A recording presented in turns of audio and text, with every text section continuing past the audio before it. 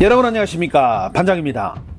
과거 불안정한 일자리와 사회복지 시스템의 부재 등으로 인해 연애, 결혼, 출산 이 세 가지를 포기하거나 미루는 3포 세대란 말이 유행한 적이 있습니다. 여기에 취업과 내 집 마련까지 포기하는 것을 더해 5포 세대란 말이 쓰기 시작하더니 급기야 이를 넘어 모든 것을 포기한다는 M포 세대까지 등장하기도 했습니다. 중국에서는 당핑족이라 불리는 청년들이 있는데 말 그대로 누워서 아무것도 안 한다는 뜻을 가지고 있습니다. 열심히 일해도 인생은 달라지는 것이 없고 주 6일 일을 해봐야 치솟는 물가와 집값을 내 월급으로는 감당이 되지 않으니 노동과 빚의 굴레에서 벗어나 아무 소비도 하지 않고 가만히 누워서 지내며 대신 마음의 자유와 평화를 얻겠다는 것입니다. 지난 10월 26일 중국의 덩신왕은 이런 고단한 삶으로 인해 373만 쌍의 부부가 이혼을 했으며 2억 5천만 명의 청년들이 결혼할 상대를 찾지 못하고 있다는 뉴스를 내보내기도 했습니다. 물론 이런 어려운 경제 환경이 젊은 남녀들의 결혼을 가로막는 것도 사실이지만 중국의 미혼 남성들은 결혼을 가로막는 더 큰 문제로 차이리와 지나치게 눈이 높아진 여성들에게 책임이 있다고 주장하고 있습니다. 지난 11월 8일 중국의 강서성에서 온라인으로 알게 된 남녀가 실제 오프라인에서 만남을 가졌는데 남성이 여성에게 자신의 스타일이 아니라며 떠나려 하자 여성이 화를 내며 밥은 사주고 보내라고 실랑이를 벌이는 영상입니다.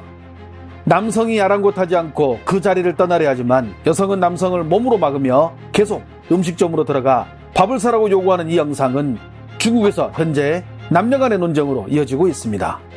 대부분 남성들은 자신의 스타일이 아닌데 왜 밥을 사야 하냐며 물었고 반대로 여성들은 먼 거리를 왔는데 결국 얼굴만 보고 자기 스타일이 아니라고 대화도 안 해보고 여성을 보내는 것은 예의가 아니다며 밥 한 끼 사는 것이 그렇게 아까운 것인지 묻고 싶다 등 댓글창은 서로의 주장으로 가득 차고 있습니다. 차이리는 중국에서 결혼할 때 신랑 측에서 신부에게 보내는 일종의 현금 예물인데 금액은 정확히 정해져 있지 않고 지역마다 차이를 보이고 있지만 2020년 기준 중국 평균 차이리는 약 14만 위엔, 하나로 약 2,600만 원 정도 합니다. 2,600만 원 정도를 신부 측에 건네야 비로소 결혼이 성사되는 것인데 중국의 남성들은 이 지나치게 높은 차이리가 결혼을 방해한다고 말합니다. 실제로 2021년 기준 중국의 혼인 건수는 764만 건으로 통계가 작성된 1986년 이후 최저치를 기록했는데 이런 혼인율 감소는 출산율 감소로 이어지자 중국 당국 역시 과도한 차이리가 결혼을 막는다는 주장에 동의, 지나치게 높은 차이리를 바로잡겠다고 대대적인 캠페인을 벌이고 있지만 1세대까지는 그 영향력이 미치지 못하고 있는 것 같습니다. 얼마 전 중국의 사천방송은 이 차이리 문제를 집중적으로 보도하며 결혼정보회사에서 근무하는 직원의 인터뷰를 통해 차이리가 남녀 사이를 갈라놓는 원인 중의 하나라고 보도하기도 했습니다. 老家现在彩礼都在38万朝上了，很多就是因为彩礼分手的。在我们这边江西属于全国范围内算高彩礼的，越是乡下彩礼要的越高。我们小县城的话，可能20万左右都可以，那我们乡下可能就要38万。然后之前呢，我就介绍了一个男女嘉宾，聊的都挺好的，两个人处了好长一段时间。最后是彩礼，女方说的是30万，然后呢，男方就去跟父母谈，最后说25万，女方觉得不同意，然后也是因为这个就分手了。然后这个男孩子跟我讲，他说我要不是因为彩礼的话，我上一个女朋友就不会分手。所以这个男孩子在彩礼这块同时跌了2次。 지난 11월 9일 소우닷컴은 현재 북경에만 80만 명의 여성들이 시집가기를 원하지 않는다는 내용을 소개했습니다.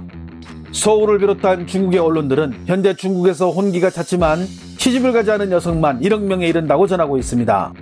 그 가운데 중국의 일선 도시인 북경이나 상해 같은 대도시의 여성들은 현재 자신의 수입으로 사는데 전혀 지장이 없어 결혼이라는 제도와 육아에 얽매이지 않고 자신만의 자유로운 삶을 살기를 원해 결혼을 미룬다며 과거 기성세대 여성들과는 관념에서 많은 변화를 보여주고 있다고 전하고 있습니다. 하지만 중국 남성들은 이런 분석에 대해 시큰둥하는 반응을 보이고 있습니다. 대도시의 노처녀들이 느는 이유는 수입이 높고 나이가 들수록 자신보다 더 많은 돈을 벌고 더 높은 성공을 이룬 남성들을 찾다 보니 일반 남성들은 눈에 차지도 않아 결혼이 늦어지는 것이라 말하고 있습니다. 이런 주장을 하는 남성들의 의견에 힘을 실어주기라도 하듯 지난 11월 10일 중국의 팽베 뉴스는 북경에서 진행된 93억 자산가들의 맞선에 대해 보도했습니다. 지금까지 모두 12번 진행된 이 맞선에 참가하는 남자의 조건은 단 하나, 자산이 93억 이상이면 되고 여성들 같은 경우는 30세 미만의 고학력, 고소득, 그리고 명문가 집안이라는 조건을 만족시키면 된다고 전했습니다. 깔끔하고 럭셔리한 곳에서 이루어지는 이 맞선에 참여하기 위해서 먼저 남성들은 자신의 자산이 93억 이상이라는 각종 재산과 관련된 증서를 제시해야 하며 여성들 같은 경우는 먼저 1차 면접을 통해 맞선에 참가할 사람들을 뽑는다고 합니다. 면접에서는 신분증을 통한 신원 확인과 나이 체크는 물론 고등학교부터 대학교까지 출신 학교에 대해 자세히 묻는데 거짓말을 막기 위해 졸업증은 물론 재학 시 자신을 맡았던 담임선생님 이름부터 교수님 이름까지 모두 체크하며 거기다 부모의 직업까지 모두 원하는 조건에 맞아야 맞선 자격이 주어진다고 보도했습니다. 이런 부자와 젊은 여성들의 맞선은 중국에서 방송으로 보여준 적도 있는데요. 여성의 요구 조건이 일반인들이 감당하기는 어렵다 보니 제작진이 정말 부자 남성을 데려와 결국 둘의 맞선이 성사되었는데 그들의 대화가 일반인들의 상상을 뛰어넘어 중국에서 한동안 화제가 되기도 했습니다.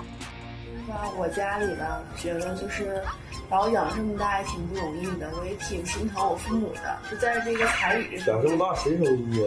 给我养这么大也不容易。那我长得好看呢。谁长得你这玩意儿，行，就我家里边觉得彩礼啊，最低就得50万起。然后房子呢，因为以后家里得来人住嘛，老人、小孩啥的，客人什么的，最起码得180平。然后车呢，怎么也得宝马5系。我得开宝马5系啊，比它好的不行。房子反正是肯定不是180的，挺大，180还大。你现在是别墅，可以这么说，你彩礼50万，我再给你200万。我感觉他喜欢的不是我的，就是我的生活，我的物质。你也是吗？我还不了解你呢，所以现在我也喜欢你的物质。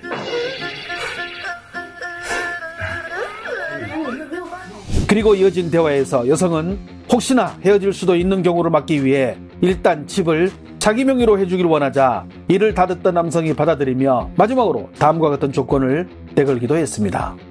生一个女孩给你40万，生一个男孩给你80万，然后每生一个孩子给你配2个保姆，买一套房子。 해당 영상을 접한 중국 네티즌들은 어떤 반응을 볼까요?